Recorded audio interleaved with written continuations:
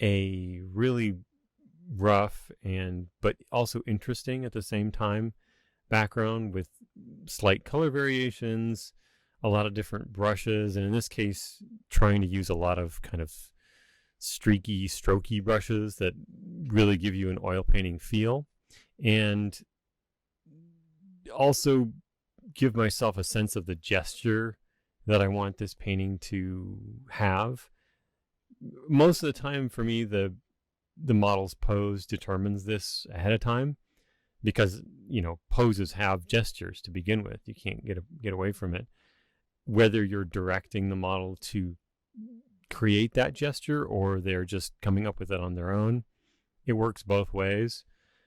Some models are really great at just striking out on their own and trying things that feel and look great. Other ones will need more guidance, or even I used two lights in this session. One was really cool. What did I have?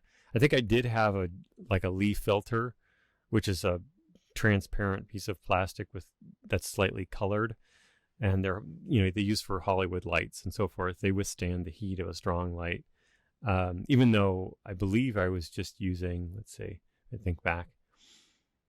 I was using, actually for the fill lights, I was using LED lights, and then they were I think there was like two of them on a big light stand, and then I was shooting the light through a big white sheet that was like pinned to the ceiling.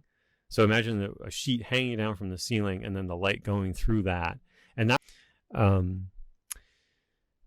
so now you can see I'm actually getting into a little bit more details. There's some definition in some shadow bits in her hair that give you the sense that it's flowing. But note that, I don't really ever render a single blade of hair.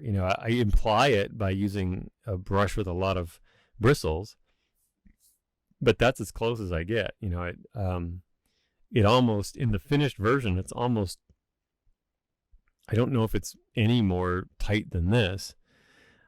So stay looser than you think you need to, and always keep that in mind. To this day, I still try to constantly remind myself, use a bigger brush, stay really loose, force myself to not get specific, and stay non-specific as long as you possibly can, until the main forms and the edges are resolved and are creating the depth and space that you want.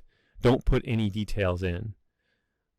In this case, details I would consider like her toes in the foreground, because that's close, and it's, there's 5 little components there. So right now I'm not doing anything with them. The whole foot